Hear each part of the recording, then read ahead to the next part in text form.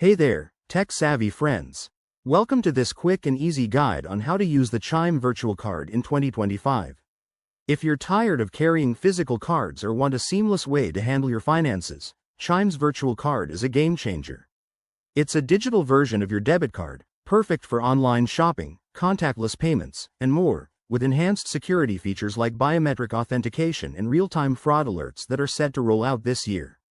First things first, let's get you started. Download the Chime app from your device's app store. It's free and user-friendly. Once installed, open the app and sign up for an account if you haven't already. You'll need to provide some basic info like your email, phone number, and link it to your bank account. In 2025, Chime has made this even smoother with faster verification processes. Now, head to the Cards section in the app. Here, you can generate your virtual card instantly. It works just like a physical card but lives in your digital wallet. Speaking of which, step 3 is to add it to your preferred digital wallet, like Apple Pay or Google Wallet. This allows for quick taps and payments without fumbling for your phone. Using it is a breeze. For online purchases, simply enter the virtual card details provided in the app at checkout. For in-person transactions, use your phone's NFC feature for contactless payments.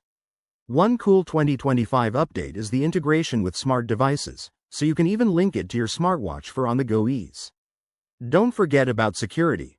Always enable two-factor authentication and keep an eye on your transactions through the app's dashboard. If something looks off, you can freeze the card with just a few taps. Pro tip: set up spending limits to avoid overspending and take advantage of Chime's cashback rewards on select purchases. There you have it. By now, you're all set to start using your Chime virtual card like a pro.